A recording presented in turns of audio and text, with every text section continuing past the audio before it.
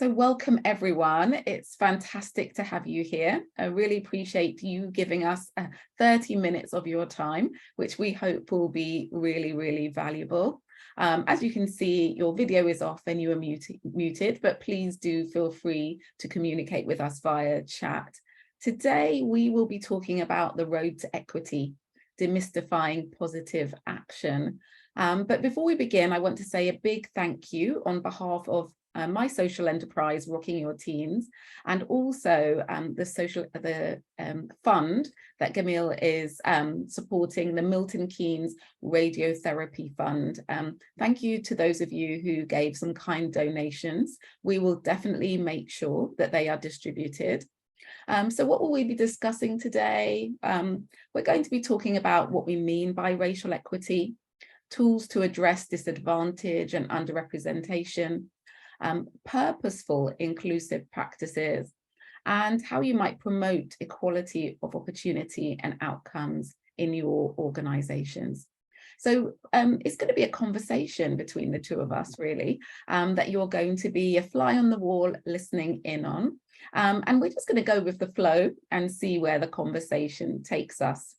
It's unlikely that we'll be able to take questions. However, please feel free to add your comments, your thoughts, your questions in the chat. And if it feels appropriate, we'll weave them in.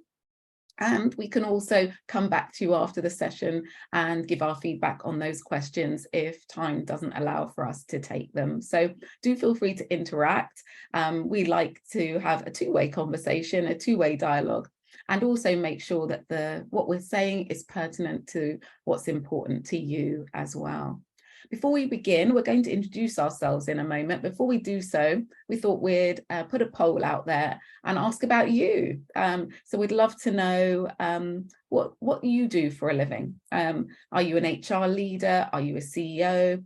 Are you a diversity, equity, and inclusion professional?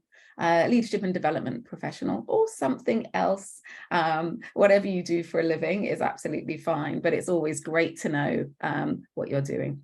So you should see the poll come up, and please feel free to populate it with your answer. Oh, I like that you're really fast movers here. It's going up very quickly. Already 60% of you have responded. Oh, we're at 91%. That's good. I often don't get as high as that. If for some reason the poll is not showing where you are, do feel free to just put a response in the chat. Oh, but we've had a great response. So I'm going to end the poll and let you know who's here. Hopefully you can see that. We can see that 53% of you are diversity, equity, and inclusion professionals, followed by 35% of you who are other. I assume you're people just with an interest in the topic. Then we have leadership and development professionals and HR leaders. We don't seem to have any CEOs here, but that's no problem at all. So yes, please feel free to tell us if you've got a different role. We didn't mean to exclude you, all are included. It was just the few titles that we thought of when we were putting this poll together. So thanks so much for letting us know who's here. People with a keen interest in diversity, equity, and inclusion, I'm seeing. Great. You might want to turn your video off. Someone's been able to turn their video on, which is fantastic, just so that you're not in the video, because we are actually recording today. Zoom seems to be having a little mind of its own and doing its own thing as it does. If there's anyone who can't hear, if you're having any technical problems, I can only offer the old IT expert advice, which is perhaps leave the meeting and come back in again. That's all I have for you, but hopefully that will work. So I'm going to hand over to you, Gamil, and to ask you to introduce yourself, please. Jenny, firstly, thank you very much. So I'm Gamil Yafai. I'm a diversity and inclusion strategist. By strategist, meaning I'm no expert. There are no experts when it comes to diversity, equity, and inclusion. I've been doing this for 23 years, and I know that much about diversity and inclusion. But it's probably that much more than others. But that's that much to know. The key is you don't need to know everything about this topic. you need to have an idea of where to go. So I've been doing it for 23 years. I got involved purely through the business case. A lot of people think that I got involved through the moral, the social, and imperatives. But I got involved through working with United News and Media in 2000. I spent 15 years as a publisher, and one of the titles that I had was local government recruitment. At the time, the Commission for Racial Equality were promoting the amendments to the Race Relations Act, which introduced positive action and focused more on equity.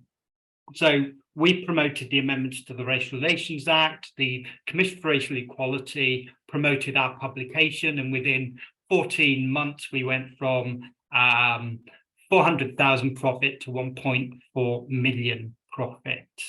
That's the business case. That's what hooked me into diversity, equity, and inclusion. But over the years, so I spent 9.5 years heading up diversity practices for marketing, branding, recruitment, advertising organizations like Penna and Havas, and I set up Diversity Marketplace in 2005. And we are now a team of diversity, equity, and inclusion analysts, strategists, auditors, facilitators, trainers, and we've watched so much change over that 23 years. And I'll go into a bit more in a moment. But yeah, we work with clients like BAE Systems, the V&A, Imperial College, and small clients. My favorite client at the moment is a 12-piece choir in Manchester that recognize that they want to grow, so they want to diversify the voices, they want to diversify the audiences, they want to diversify the music, and that's a 12-piece choir, a voluntary choir. And if a 12-piece choir is starting to recognize that how important this whole topic is, then good luck, other organizations. So that's a quick intro. I've written a couple of books, and I've got to mention Jenny's book because I've got a feeling she may not mention it herself. So this is Equality to Equity, Tackling Issues of Race in the Workplace. So Jenny, I'll just start put that in for you. Yeah, I appreciate it.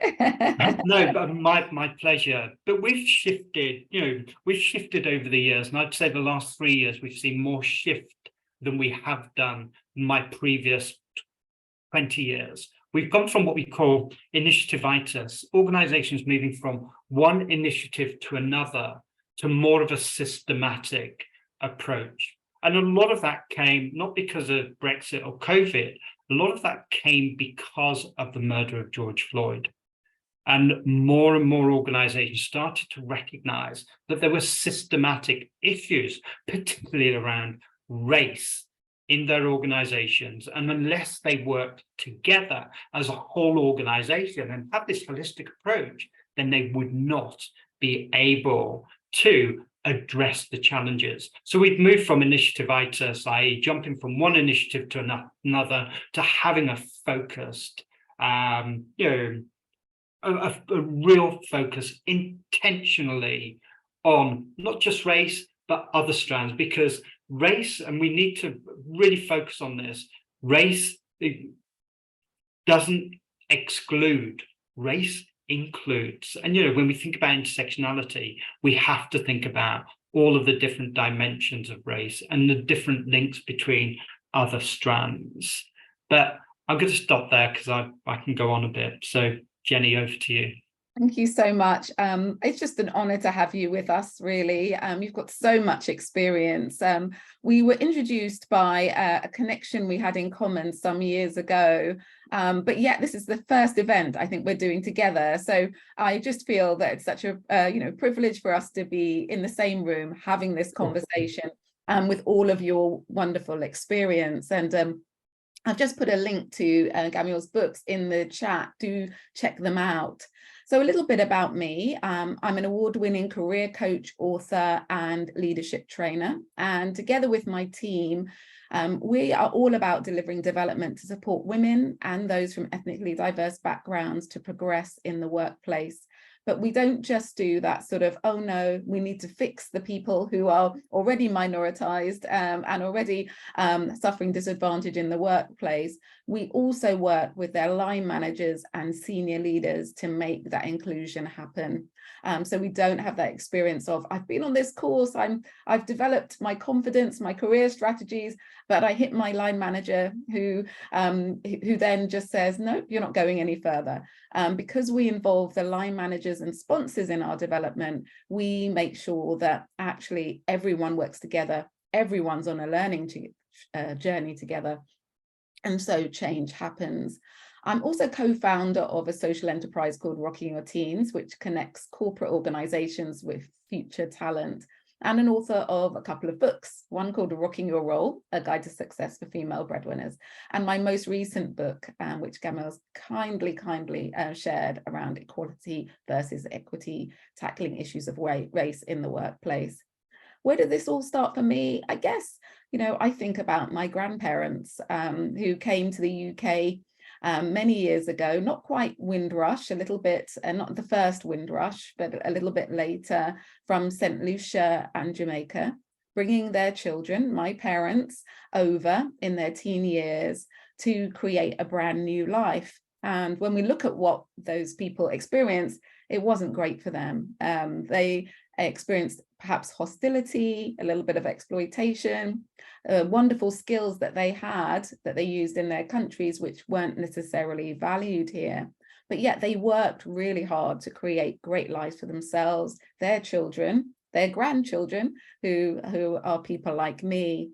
And when I look, I think, wow, absolutely, I am my grandmother's wildest dream, a person to have achieved an OBE, to be running my own business, to be successful. But yet I see so many barriers. We've, over the last 4 years, worked with thousands of people and heard what it's like in the UK workplace.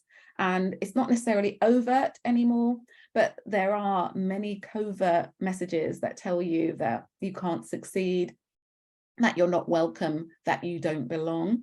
And really, I want to change the workplace. I want, when my daughter graduates university and the next generation comes through, and actually the generation here now, to feel like they can belong and they can give their best.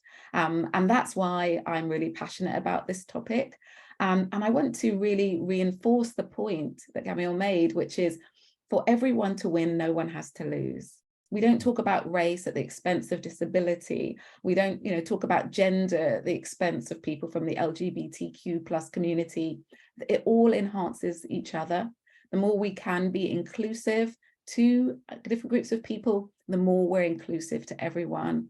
And that's why I'm passionate about this work, because I think it changes everything, and it can change the world for the better for everyone. Might be sounds a little bit utopian, but I have a strong belief that things are getting better, and will continue to do so if we sustain our foot on the pedal, and that's the important thing to do. And Jenny, that links nicely into the whole concept of equity. And and even now we run training programs, and people will still say, when we talk about equity, people will go, it's treating people the same. And and when we talk about equality, they'll talk about treating people the same.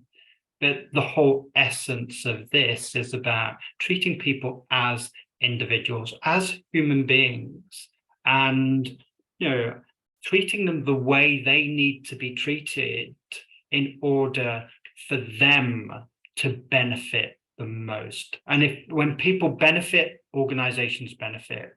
And there's a bank recently, or when COVID happened, a bank decided, and quite a huge bank that I won't name, decided that they were going to give out laptops to all of their staff, which was fantastic. That's equality.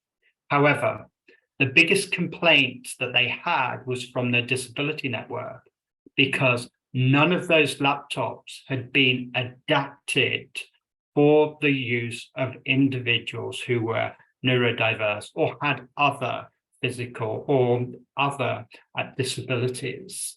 And so really the difference between equality and equity is, not treating everybody the same, giving people what they need in order to operate on the same or a level playing field as everybody else.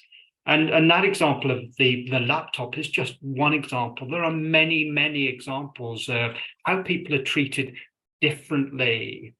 And we assume that because we're giving everybody the same thing, that it's going to have the same impact. And equity is about recognizing the differences between individuals and the differences in terms of what people need in order to be the best that they can be. And equity can be as simple as just sharing or just having a conversation with somebody and having a true conversation with somebody about who they are, what they want to achieve, how they think they're going to achieve it, and what you can do to help them achieve it. And that's about bridging some of the gaps that exist in the workplace, whether that's, if we think about the workplace from an employment cycle, every single point of that cycle, you will have inequalities. From an equity perspective, you may have the same policies, practices, and procedures, but some of those policies, practices, and procedures need to be adapted. And it comes on to Martin's point. Martin asked, who's supporting neurodiverse? And this topic today is about racial equity. Now, there are huge challenges in society around not just around neurodiversity, particularly from a racial perspective, because individuals who are from different racial backgrounds aren't diagnosed. A lot of them aren't diagnosed. A lot of parents will not accept that they need diagnosis. So the work that we need to be doing isn't just focused on the workplace. It's about focusing on society as well, and what changes we can implement within, whatever we teach people or support people within the workplace, they will be able to take that home with them. Yeah, absolutely. So, yeah, such great points there.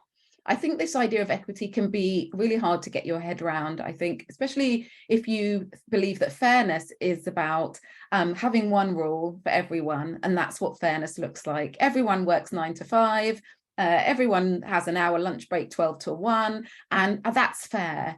And then when someone says, well, I've got some caring responsibilities, can I work through my lunch and finish at 4? And you think, well, that's not going to be fair, because what's everyone else going to think? Without thinking, well, actually, I'm going to have a much more productive member of staff, a happier member of staff. I'll be able to retain them, and they'll be able to do what they need to do outside of work. If we just take that as an example, you get better outcomes from equity.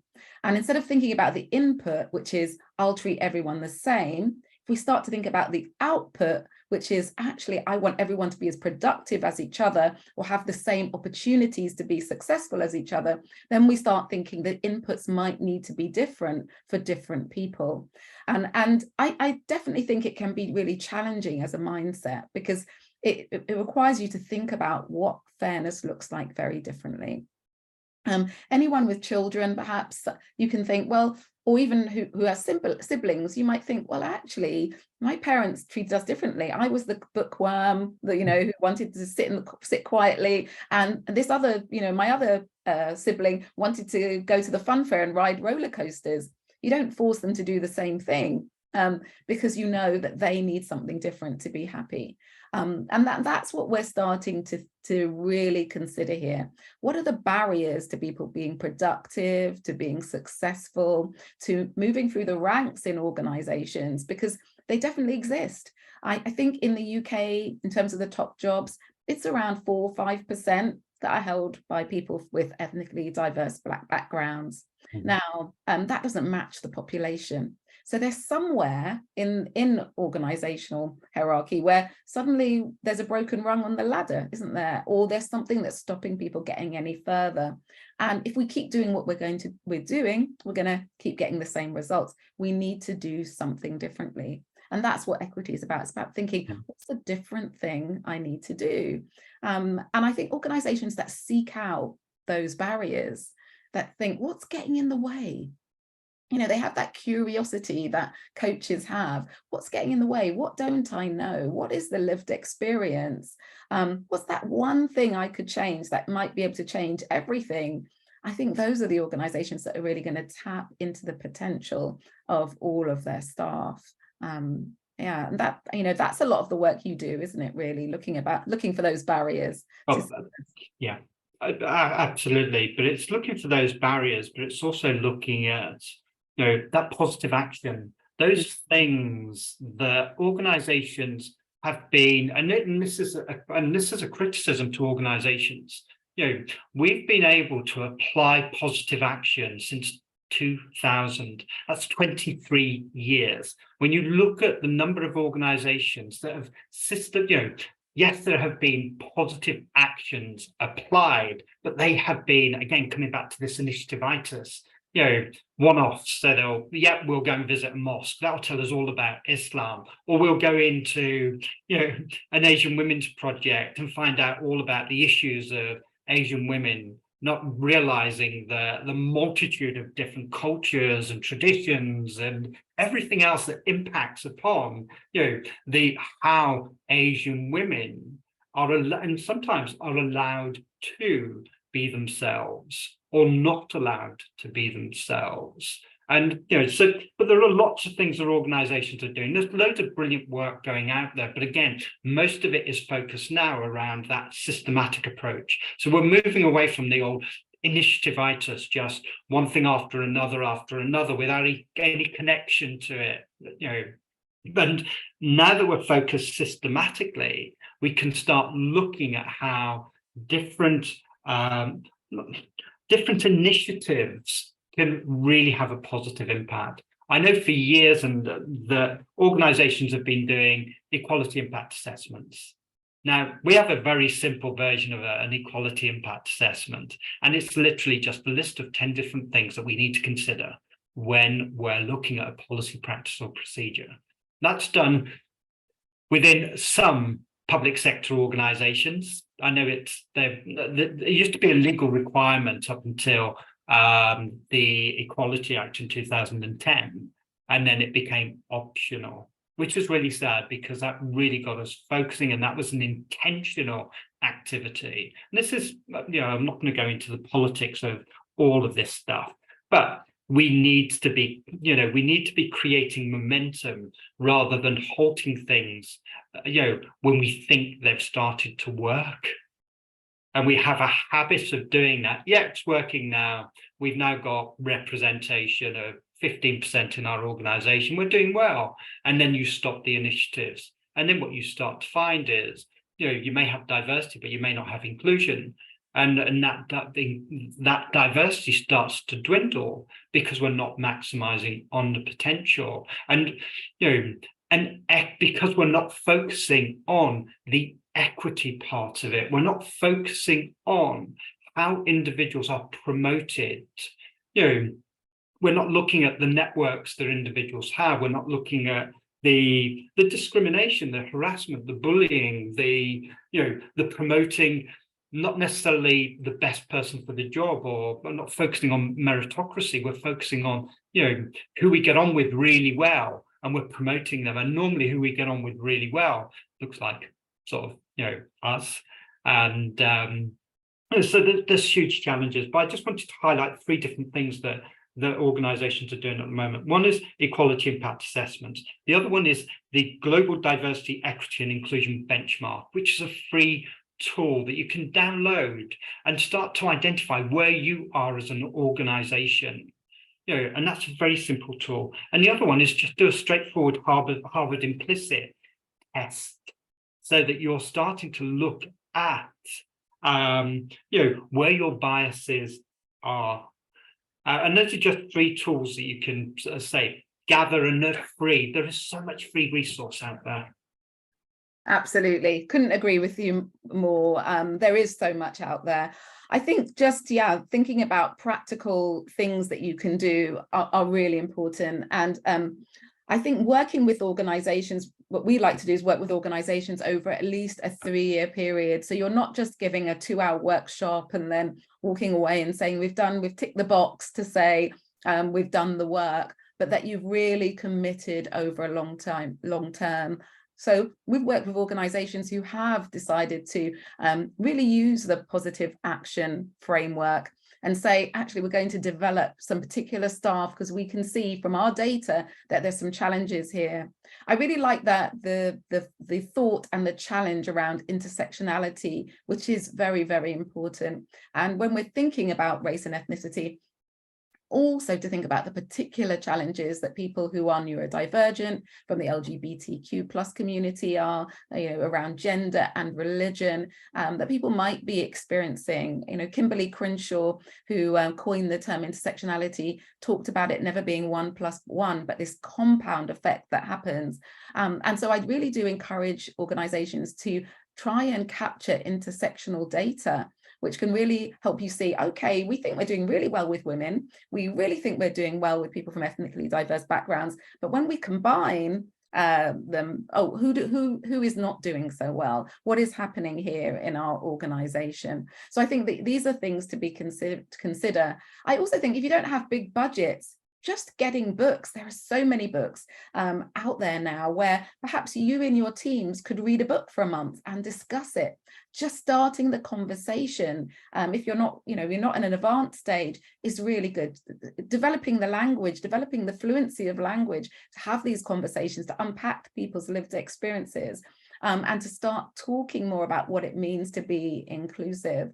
And then there are so many small wins you can make, recruiting people in batches instead of recruiting 1 by 1, recruiting people in groups of 10 and noticing, do we have a certain type of person we always recruit? Do we need to work on that? Having skill-based assessments instead of just assessing people based on their education in a certain place or their experience, which they might not get because of their background, and thinking, actually, could we develop something that shows us that they've got the skill, even though they might not have it on their CV? So, creativity is what we need to move forward in an equitable way, courage and curiosity. And if you bring those things together, you can definitely make change happen. I can't believe it's nearly 1/2 past. I can. A word or two, Camille. Yes, I've got 2 things I want people to think about. One is, what good racial practices do they have in their organization? And 2 is, how impactful are they? If they were to monitor, measure, and manage, what impact has those good practices delivered over the last 3 years? Because some of you may be surprised. Fabulous. Yeah, great questions to end on. I just want to thank everyone for coming. Really appreciate you giving us a little bit of your time. My colleague Tanya is going to post how to connect with us in the chat via LinkedIn. And also my organization has a webinar coming up on networking for career success when you are the only in the room, whatever only would mean for you. So also, please do feel free to come along to that free of charge webinar. Thank you so much. It was lovely speaking with you. Just far too short. We needed at least 5 hours, but it's been lovely. Thank you. And thank you everyone who's come along. Yes, thank you all very much, and good luck to you. And please reach out to both of us if you need any help or support. So thank you all. Enjoy the rest of your days, and hopefully we'll have another discussion around equity or a topic associated with. So Jenny, thank you very much, and it's been a pleasure. Take care. Bye-bye. Thank you. Bye.